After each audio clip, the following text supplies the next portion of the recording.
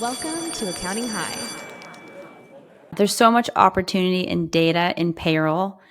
And if you're putting it all into one bucket, you're missing out on all that data. If you go back to our first episode where we talked about starting to categorize things into cost of goods sold versus overhead, we want to do the same thing with our people costs. And so within payroll, you have your gross payroll, you have your payroll taxes, you have your employer cost, which could be benefits like 401k, health insurance. And so we want to make sure we're truly understanding the cost to the business for each of these items. And a lot of people don't take into consideration or realize that through payroll, we are withholding your employee's share of some of this cost. And so part of what we do on the accounting side is make sure that the expense on your P&L actually represents the employer cost and isn't commingling the employee's cost. Check out the cash flow show. We discuss topics like getting paid on time, profitability, and managing your bottom line, payroll best practices, the best apps to use, and cash flow forecasting tools. So if you're a small business owner, your help's right around the corner. Fret not. Tune in as Scott and Nikole help you reach your goals on the cash flow show. The cash flow show. Listen and learn. We'll show you how to pay yourself on what your business earns.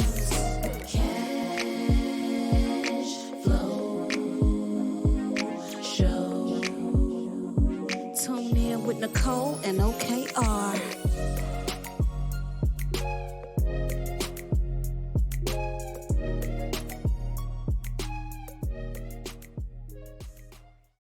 What is up, Nikole? Hey, Scotty, do you know what today is? It's a very special day. Today's a very special day. What's today? Today's the first day we've been recording the cash flow show in 2024, so that's a special day. No, there's something more going on today. What's going on today, Nix? It's somebody's birthday today. Oh, is it your birthday? No way. Happy birthday. Thank you. Oh, wow. Happy birthday. I know, because usually I see you on your birthday. The past 2 years, I've been with you on your birthday. Happy birthday. I feel like I neglected you all day. I didn't even wish you a happy birthday. Happy birthday, Nikole. It's okay. I'm on the wrong side of 30 now. No, maybe I'm the right side of 30. You're on the right side of 30, yeah. You're 31 today? No, you're on 36 today, right? I'm on the right side of 35. You're on the right side of 35, yeah. You're approaching middle age there. How does it feel? I don't want to talk about it. I hope you've been having a blessed birthday here in this new year. New year, new you. Get any resolutions, anything that you're going to do for your birthday, like your new age here? You're quickly approaching 40. It's only 4 years from it. So, no, I feel like I've been doing pretty much exactly what I always do. Okay. New year, same me. Yeah. Good vibe. You know, when I want to change something, I usually just do it when I decide to. I usually wait. Yeah, you don't wait. Yeah, I don't wait. You don't wait months. I don't really like set goals too much either. I'm just like every day just trying to do the best I can. Well, that's great. You were just asking me a couple of days ago, did I have any goals? And I didn't. So I tried to rattle off some things off the top of my head because I don't really set goals anymore. I try to enjoy the process, enjoy the journey, and the journey is the destination. And if you're enjoying that, then everything else kind of falls into place. That's exactly how I feel too. I think goals are good to have, but a lot of time people set goals because they have a hard time actually taking the steps to get to that goal. So for some of us that are highly motivated, I think we just enjoy the process. Yeah. Well, don't gouge a bunch of donuts today like you usually do, because as you said, you're on the wrong side of 30. You're the wrong side of your 30s, and you're going to see that the next day if you eat a whole bunch of donuts. Yeah, I've eaten out like every day this week because of various events and whatnot. And then I had a lunch today, and then we're going to dinner tonight. So after this, then I'll back on track. All right. Cool. So what do we have in store for our students or our listeners today? What are we going to learn? Today we're going to be talking about payroll, which sounds really lame, but we're going to tie it back to why we're all here, which is cash flow.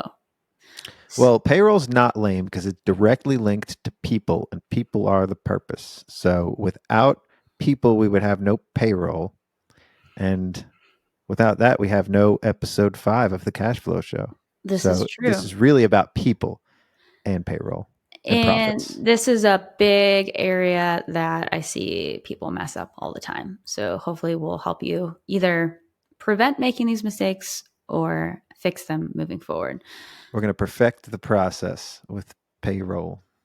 So the 3 things that we're going to be going over today, number 1 is how the payroll process impacts your financial reporting and therefore our ability to start looking at margins and then therefore ability to manage our business, which all leads into cash flow. Number 2 is understanding the cost difference for an employee versus a contractor and how to decide when to use each of those. And then 3 is avoiding costly mistakes by using the right integrated software to manage your payroll benefits and everything related to that. Sounds like an episode chock full of information. We best not waste any more time. Let's get started. Let's talk about these payroll buckets. What goes into the buckets? What I see, a client comes to us, we take on a new client, we look at their books, and we see one of a few common mistakes. Payroll is in one bucket and everything associated with payroll just gets dumped in there. Everything payroll, and it's a huge cost and there's no breakdown at all. Sometimes we see it in the reverse where they take anything payroll tax related, even if it's withholdings, they greatly reduce payroll expense, and then payroll taxes is way out of whack.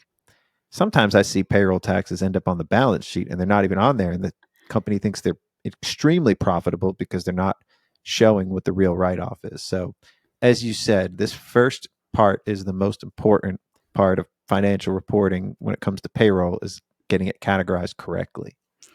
Yeah, there's so much opportunity in data in payroll, and if you're putting it all into one bucket, you're missing out on all that data. So I've also seen the same thing, some line item, or sometimes I think it's maybe the QuickBooks Online payroll, but sometimes they'll break it down into like state taxes, SUI, all of that, just way too much detail.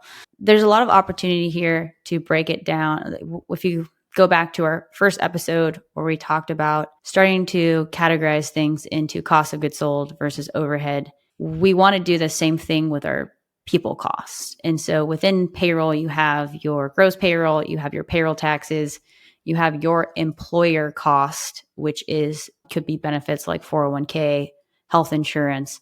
And so we want to make sure we're truly understanding the cost to the business for each of these items. And a lot of people don't take into consideration or realize that through payroll, we are withholding your employee's share of some of this cost. And so part of what we do on the accounting side is make sure that the expense on your P&L actually represents the employer cost and isn't commingling the employee's cost. Correct, and allocated correctly. And it can be pretty complex when you start looking at all those different payroll taxes that are taken out. Some of them are 100% paid by you as the business owner. Some of them are split between the employee and the business owner, and some of them are just passed through and they're just taken out for the employee. It's tricky. And we'll get into more detail as we start talking about contractor versus employee. But yeah, that's important. One more thing I'll add there is, as part of the accounting process, we're also reconciling what is being paid or being withheld for 401k and health insurance to your 401k plan and to your health insurance bill. A lot of times employers are actually paying more than they should be because they're not withholding the proper amount from their employees' paychecks. And so again, that's a big part of the accounting process. One thing we do when we onboard a client is we go through every single one of their employees and we have the owner tell us if it should go in COGS, overhead, officer compensation, or research and development. And that's important. Why? So that's important so we can start understanding our margins. And then also on the R&D side, research and development is not really an operating cost. It's basically an investment of your dollars into some future revenue.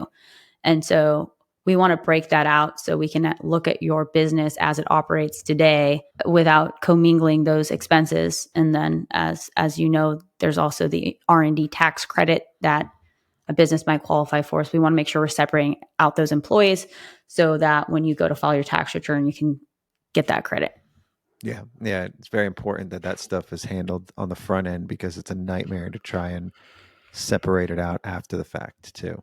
So having somebody set up your payroll right initially is going to save you a ton of headache later.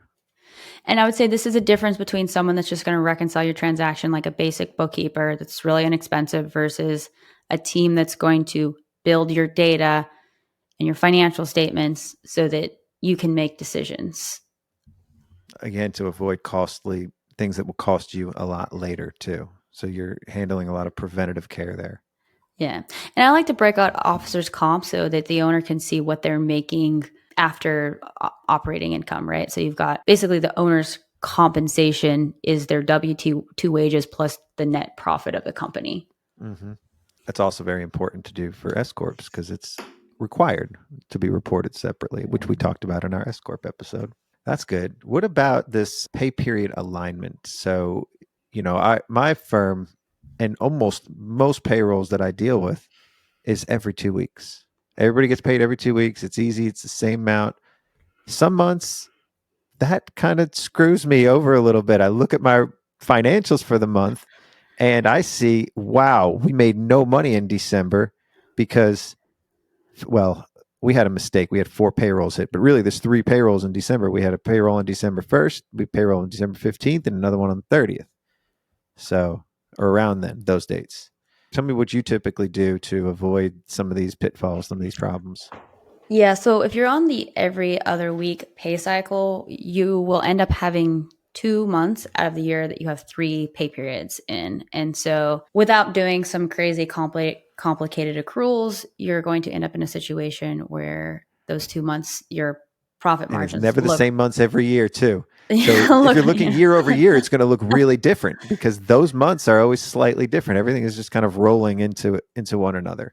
Right. And so what we want to do is we want to align our payroll expense with our revenue. Most businesses report their revenue cycle is on a monthly basis. So the first thing we do when we work with a client in this situation is we change their pay cycle to twice a month from the every other week. So that solves that problem. And what that does is that gives you, again, when you have margins that are inconsistent and it's an accounting issue or reporting issue, you don't trust the financials because you're always wondering, like, is this actually a business operations issue where our margin was down 20%, or is this an accounting issue? And we want to avoid the situation where it comes back to an accounting issue. And so people are going to focus on the date of the month rather than the day of the week to get paid, because then their payday is going to be slightly different each week. It's not like they're getting paid every other Friday, right?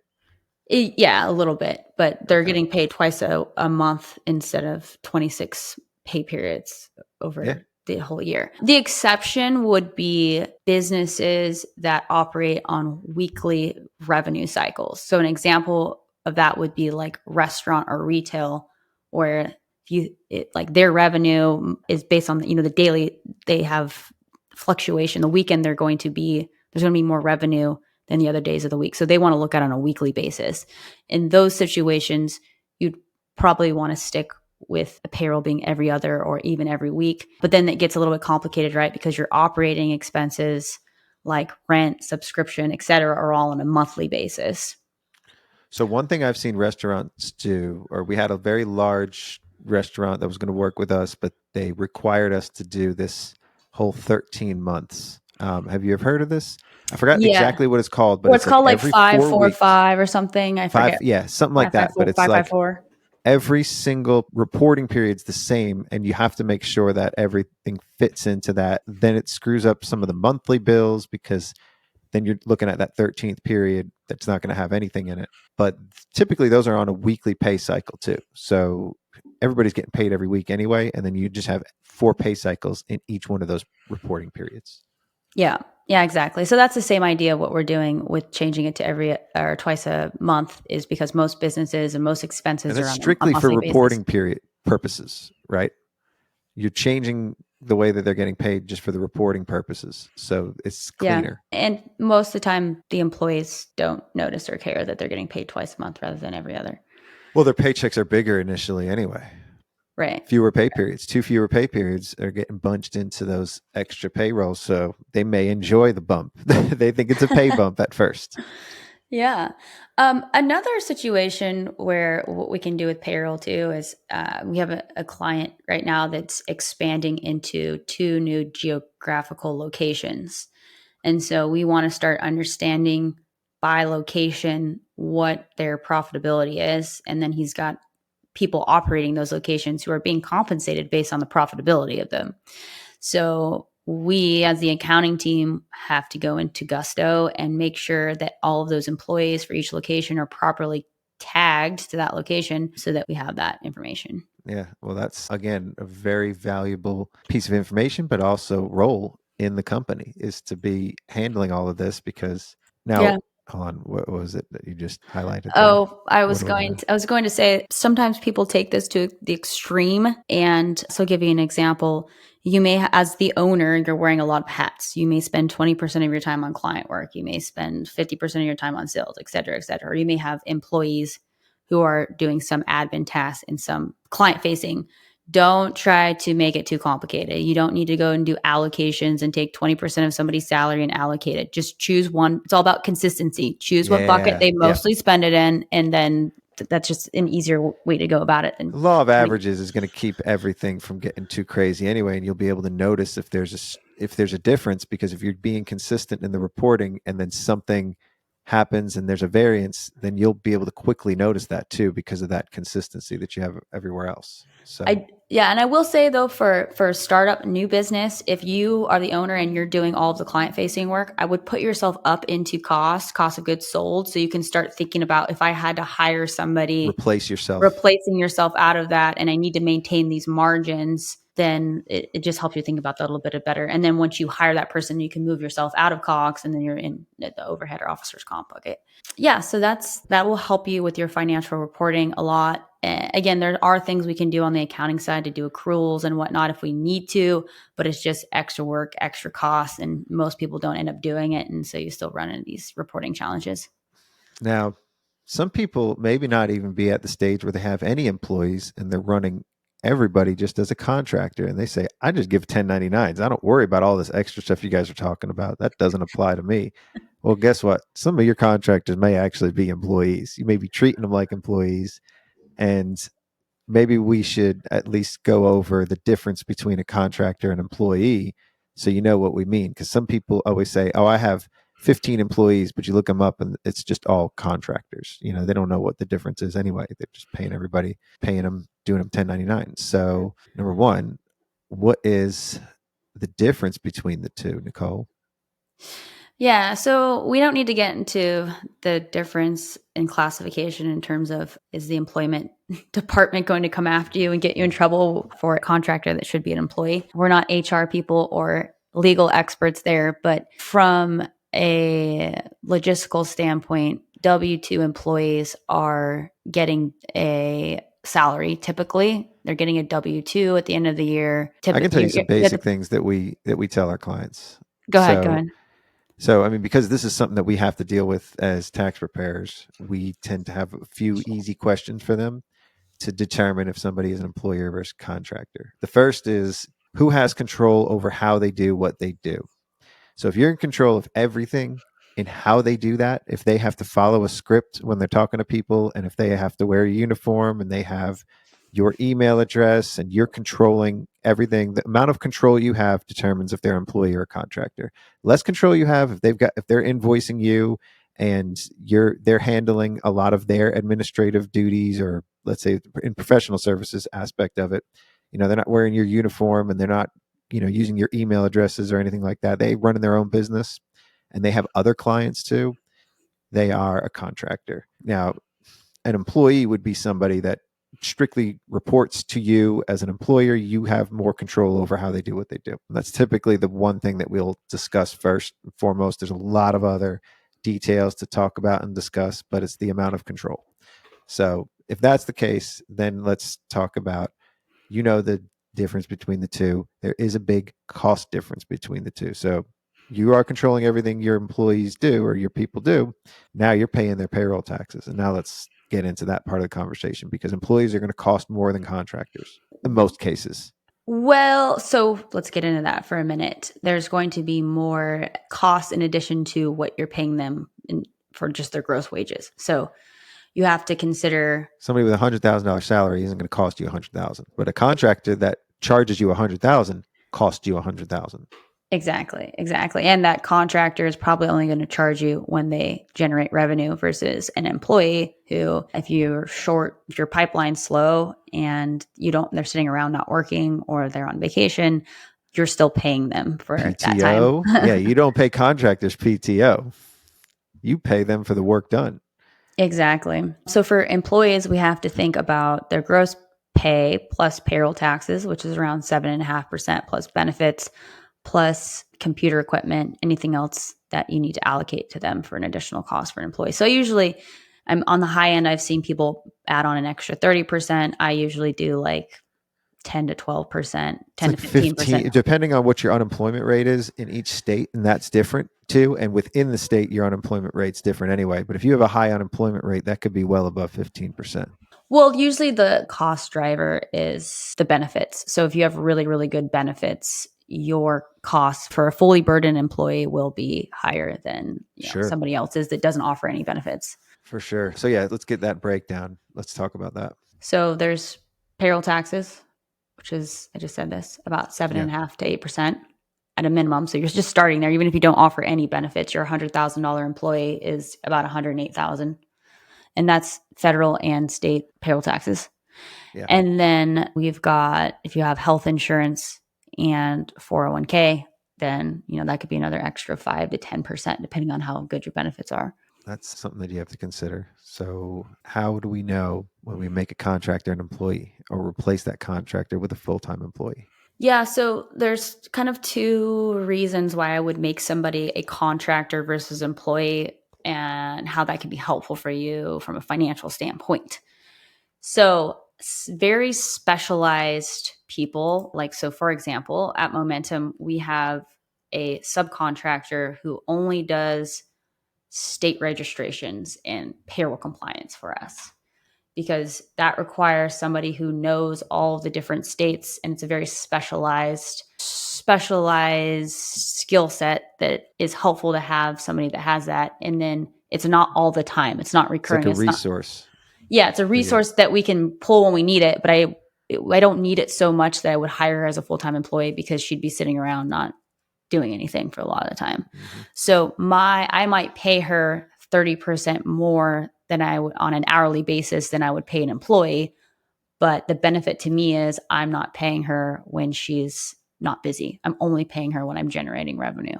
So again, at what point would she ever be, you would never need her as an employee? Yeah. And then, so if it got to the point where we were using her all the time, like 40 hours a week, they'll reach a certain point where she becomes more expensive than it would be for me to just hire somebody. And I also think that someone who's really owning the relationship with the customer, typically you want that person to be employee, so they feel like they're part of the team. They're invested 100% in you. They're not going off and working for other people as well. Right. Owning that relationship with the customer, and again, you having more control over how they do what they do. If they're representing the company, then you have a say in how they manage that relationship too. Yeah. So there's two mistakes I see people make with contractors. So the first mistake is they start their business and they're paying somebody as a contractor this really high hourly rate, because again, typically you pay a contractor more on an hourly basis than you would an employee. Sure. And they're only paying that person when that person generates revenue. Then they say, hey, I really like working with you. I want to make you my first employee. And so maybe they're paying that person $80 an hour. And they take the $80 an hour, and in order to annualize that into wages, you multiply that by 2080. That's the magic number in accounting.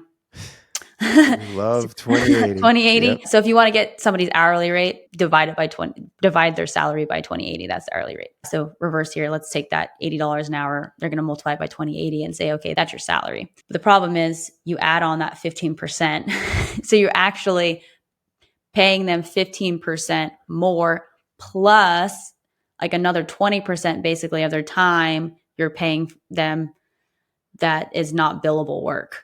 So that's a huge swing in your cost that you didn't really think about when you did that. So really what we want to do, like typically as a rule of thumb, I say if you're going to make a contractor an employee, take their hourly rate and like reduce it by like 30%. I mean, at the end of the day, it depends on what you're billing them out at, but it needs to be like 30% less than what their contractor rate was. Sure. I mean, so then in that case, why would I want any employees? Again, like, why not just pay contractors the whole time? Well, that would be nice, but it comes down to your state coming after you for not properly classifying people. We have been through a lot of those. So if you're in my state, and I'm sure California is the same way, they go hard on on people that are misclassified employees, and then they'll report it to federal too. Yeah, and the risk there is one, you'll end up having to pay not only your employer share of payroll taxes, but theirs as well, and possibly their income taxes. So it can be really bad. And be aware too, some states, even if you have contractors, require you to withhold in certain instances, in certain circumstances. So it's called backup withholding. It's not taxes, but you have to withhold and pay the state.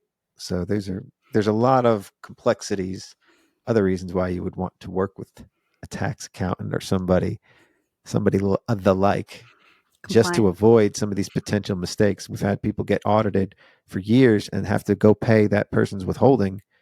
They're not going to go back and collect that from the employee. So It comes out of pocket. Yeah, that's rough. So another mistake I see common with subcontractors is a business that wants to bring on someone that's high level, but maybe this person is like an expensive $300 an hour person, and it's leveling up the services they can provide, but they don't want to bring them on as a full-time person because they'd be too expensive. So what they do is they say, okay, this person, so for example, I have a client that's a marketing agency, and I just discovered that he was doing this and why his margins were so low. But basically he had these marketing strategists that he was including in his contract. So he would charge, $10,000 a month flat fee. As part of it includes SEO, includes blog writing, and then includes this marketing strategist. And he was just passing through the cost of the marketing strategist at $300 an hour. And I'm like, whoa. You should be, if you are doing the marketing, closing the sale, project managing this person, you're accountable for them to show up. If the client doesn't pay you, you still have to pay them. And if they mess up, you're going to get sued. You absolutely should be getting a wholesale price from them, right? Think of it as they feel like they're doing the client a favor, or they feel like they're doing somebody a favor by passing on the cost. But really, they're the one who's going to be screwed in the end. You're going to be screwed. It's going to screw up your margins because you're still going to incur overhead costs. Like I said, sales costs, marketing costs, across your whole portfolio, you're incurring overhead costs to manage that revenue. And so you should be asking, because you're doing that for that contractor, you should be getting a whole, basically a 50% discount on their market rate. Maybe they're going to other clients that they source. They can charge them $300 an hour, but if they're working with you, it needs to be $150. And then you're billing your client $300 an hour. So again, it comes back to accountability, liability. That's different than if you're talking to a client and you say, hey, I know the strategist over there, go talk to them. I think they'd be a good fit for you. And then you're not accountable for them or liable for them. Maybe they give you a 10% kickback. Sure, take 10% for not doing anything, but you're not managing that person. Well, you've made the relationship. You connected them. So that's where your kickback comes from. Exactly. So let's talk about some of the other costly mistakes, not just misclassifying or miscategorizing, withholding and getting screwed by the state. Those are big, costly mistakes. Payroll's got to be your most costly anything. When it's related to payroll, it's going to cost you and it's going to kill your bottom line. This is a critical episode when we're talking about avoiding costly mistakes, but benefits too. Not only are you going to get hit with, and payroll, withholding taxes, and all of that, that's actually a benefit that the employer's handling, all of these things, the employer's handling all the administrative stuff to do that. You're doing all that. Then you're talking about 401k or health insurance, and then having to handle that. It's the burden of that too. It's an administrative burden for somebody in-house to handle it. You can outsource a lot of this stuff, and there's a lot of payroll outfits that will handle your benefits too. So if you're out there reallocating everything and cutting checks to your benefits company and then to your broker who's handling the 401k and to Blue Cross for the insurance and then to Principal for your other insurance and all of this, that's a mess.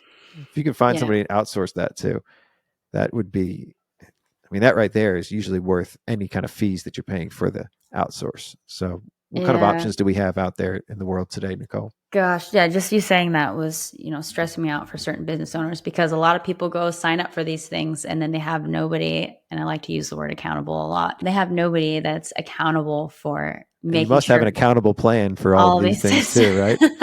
There you go. But I mean, we even for a little while had this 401k plan that wasn't integrated with our payroll software, and we had to upload this CSV file for the census, and it was like so much admin time, and it was so annoying. We get clients that will come to us and they've got a separate 401k plan from their payroll. We need to upload every 2 weeks, well, hopefully, 15th and last month, actually not every 2 weeks, upload their, sorry, I'm going off on I'm not explaining this very well. No, I'm following. I'm sure our listeners are too. So here's what happens, right? You've got payroll in one system. Then you go and buy a health insurance plan. Then you go set up a 401k plan. Now, what happens when your employee on the health insurance plan has a baby and that changes their health insurance withholding, right? Does somebody... And then nobody goes into the payroll software and updates that employee's paycheck so that their withholding is more. Okay. That's what's happening. For months it'll go on. And then who's stuck with the bill in the end? You're still paying the bill. So this is something I used to do. Remember, I used to drive out to my clients out like a few hours away and go in person to help them with their QuickBooks. I can't imagine you doing accounting. I was also going through and auditing the insurance payments because it would always be messed up because you always had new people come on. So we would have to update the withholding amounts for each one. All of it was manual. Mm-hmm. All of it, we would go in and I had a spreadsheet that I calculated how many months these people were paid. This is what took me most of the day too. I would drive out there just to update all of these allocations. I hope we're not still doing it that same way, but this is the way that a lot of people will be doing it if they don't get set up right in the first place. I couldn't change his health plan. This is just how it was. And it gets paid once a month. Well, everybody else is getting paid every week. And you've got deductions as part of, he had all different ways. There was the gold plan and it was like a 60-40 split. And then there was a premium plan that was a 70-30 split in the other way, all kinds of crazy things. So just managing this stresses me out, but let's keep going. Absolutely. Continue. And at least with health insurance, you usually have open enrollment. And then I forget what the terminology is, some qualifying circumstance where I can't remember what the word is called. Basically, like if somebody has a baby or something. Life event. A life event. That, yeah. That's the only time you can update health insurance. Okay, so that maybe only happened a couple times. A qualifying event. Yeah. 401k, on the other hand, we had a client, they set up a 401k plan and like every week, employees were going on there and updating their contribution. And so every time that happens, somebody has to go back to the payroll system, update it. Wow. Because nothing's talking to each other, right? Nothing's talking to each other. And that's why we love, I don't know, there are other payroll softwares out there that do this, but we love Gusto. We love Gusto. We've got integrated healthcare and we've got integrated 401k providers. We use Human Interest. There's also Betterment. There's other tools out there, I believe, now that integrate in. Regardless of what system you're using, if you can find one that has all of these tools integrated, it's going to save you a lot of hassle and possibly money as well. Oh, for sure. For sure. This is your quickest way to cash flow problems is screwing something up in payroll and then having this big liability and they're going to turn off the insurance if you don't pay this or do this. And that you find out that it's just too much of a headache. Anything people related is stressful for the owner and they take their stress out on typically the accountant or the person handling the payroll. So if you have somebody to point the finger to, then you're not the one holding the burden at the end of the day when your employee didn't get paid. Yeah, another example of this, I think I spoke about this on a previous episode, but how we had that client, and for a year and a half, nobody was when an employee would offload, nobody was taking them off the health insurance plan. So they're up to like paying $15,000 a month for people that didn't work for them more. Because the system wasn't integrated. It was manual. Now we use human interest. If somebody is, well, I guess that'd be 401k, but let's say you had it. We actually use a QSEHRA for a health insurance. We don't go through a plan. Do you want to tell our listeners or students what QSEHRA is? Yeah, so it's a fancy acronym, 6-letter acronym. I knew it's a health reimbursement arrangement. I don't think this existed when you were 30 years old. This is fairly new. It's fairly new, and I like it a lot because it helps me control my costs. Because with health insurance, the cost per employee is based on their personal situation, and I just don't think that's fair. So if somebody has 10 kids, I don't think that's fair to the person that has one kid that they get more. That's just my opinion on that. So what I like about the QSEHRA is that I set a certain amount that every employee gets tax-free, that they can go out and they buy their own personal health insurance plan. It's just it's just a reimbursement. So everyone on my team gets $440 a month, regardless of if they have kids or don't have kids or have a spouse. Well, and it's the easiest to upkeep too. I love QSEHRAs because you just have to basically make sure you're paying everybody. It's not like you have to keep up with the health insurance and the qualifying events and everything else. So it is a benefit. It's a bigger benefit. I know my team, I've tried to flirt with the idea of switching over to QSEHRA, and they're not having it. Nobody wants to go get their own insurance either. So it is a pretty big benefit. If you are already doing that and you already have a health plan for your employees, just know that they do appreciate it. They love not having to deal with that. And every year I have the burden of, which plan do we do? Do we keep this plan? The price is going up 20% now on all the plans. Every year price goes up crazy amounts for health insurance. It doesn't ever go down. But don't they get annoyed if they can't go to the same doctor they were going to before? Because I know that used to happen with like dentists and stuff. I don't know if that happens.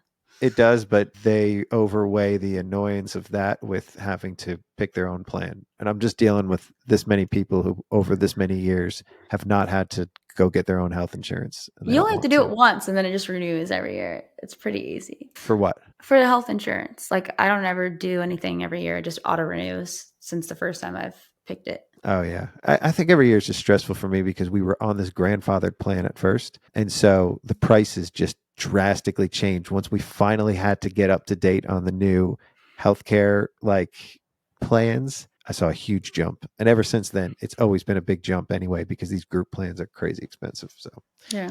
If you're interested in a QSEHRA, so there's a service called People Keep, and People Keep manages all the, so you can either use the reimbursement for a health insurance plan, or let's say you're on your spouse's plan, you can use it for qualifying expenses. So if you go to a chiropractor or a therapist, you can submit those receipts via People Keep app, so that me as the employer, I'm not looking at their personal information. I just know, hey, I got to reimburse them X amount of money. For my team, I just kind of set up a recurring reimbursement for them, and then they submit when they can. But there's different ways you can kind of set it up. It's kind of like a 401k plan, right? You went for the automated low maintenance. Or the automated low maintenance. Yeah, exactly. Which is the right thing to do. I mean, I know I don't manage any of the details there. They got to log in and they got to do all their stuff. But I know I get hit with the sales reps every year to try to bump up the plan or do this or that.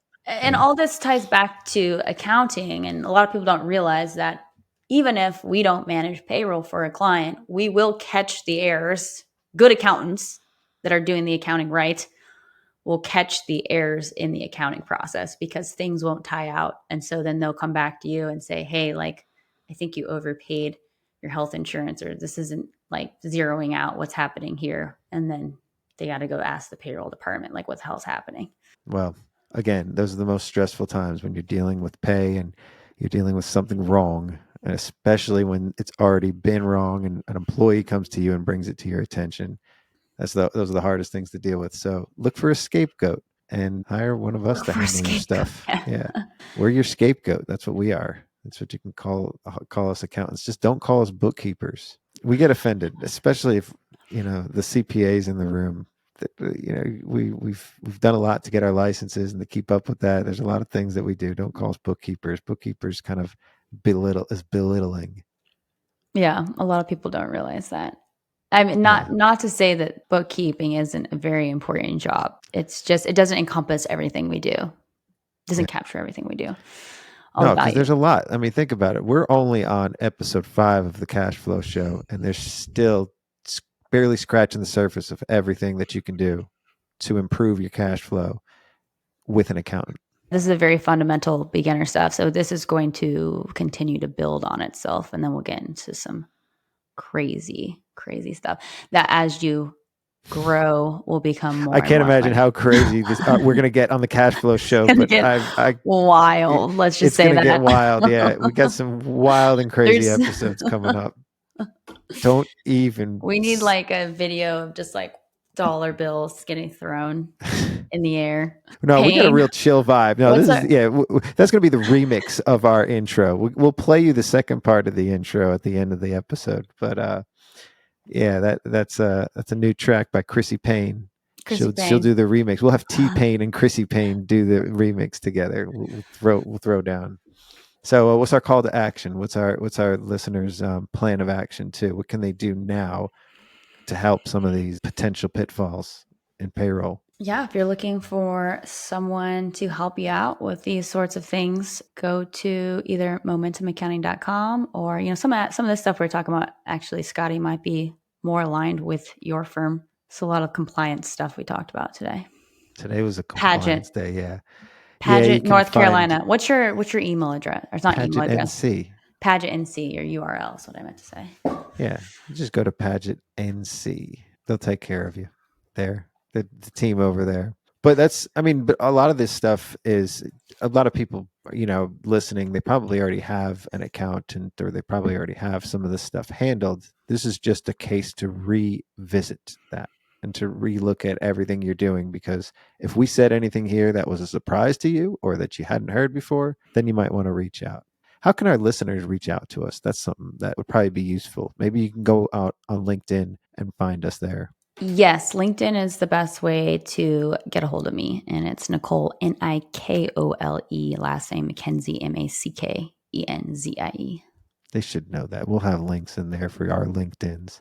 I'm either Scott Scarano or Scotty Scarano, depending on the day. I sometimes change that on LinkedIn. I'm like, well, people can't find me if they type in Scott and then they start typing in my last name if the Y is there. But then I put it back there because that's also what makes it fun. So you had some emojis for a while as well. I still have the emojis. They're a staple on my name. When you liked my text message today and it was like, Scotty OKR. I just saw OKR thumbs up and I thought it was funny. So yeah, well, that's my other alter ego too. And we'll have an episode on OKRs one day to keep your cash flow in check. Yeah. So next week, we are going to be talking about choosing the right accounting tech stack. Ooh, that's going to be a fun one. That's going to be a good one. We don't have any surprise guests on that episode. It's just going to be us solo, right? I think so. Okay. We'll see. Okay. All right, cool. Well, I love talking about tech. I love talking about apps. We could potentially work a rap in there too, but I'll ride us out today with our second part. I love the second part of our intro song. So, class dismissed. Peace out, homies. Bye.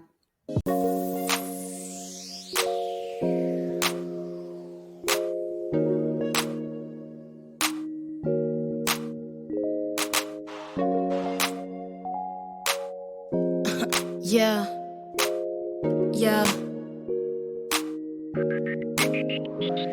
So you're drowning in cash flow issues. You run a business, but feel like it's running you. Customers won't pay, but you got bills due. It appears you won't have enough for payroll coming up soon. It seems like you running nowhere fast. You work hard, but never able to withdraw cash from the business. You get more customers, hire more employees, but still take home hardly anything. You feel like you're on a hamster wheel, frustrated cause the battle's always uphill. Even though you got a bookkeeper on your team, they send you reports, but you don't really know what they mean. Your CPA doesn't understand a thing about your business, at least that's how it seems. But if you want to get above water and grow, check out the Cash Flow Show. This is the Cash Flow Show, where we help the small business gain momentum and become profitable. This is the Cash Flow Show. Listen and learn. We'll show you how to pay yourself on what your business earns. Cash Flow Show.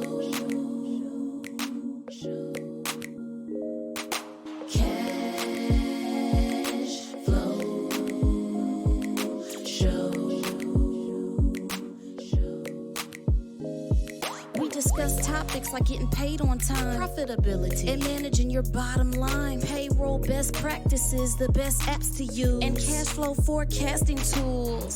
So if you're a small business owner, your help's right around the corner. Fret not. Tune in as Scott and Nikole help you reach your goals on the Cash Flow Show. The Cash Flow Show, where we help the small business gain momentum and become profitable. This is the Cash Flow Show. Listen and learn. We'll show you how to pay yourself on what your business earns. Cash Flow Show. Our advice will take you far. Cash Flow Show. Tune in with Nikole and OKR.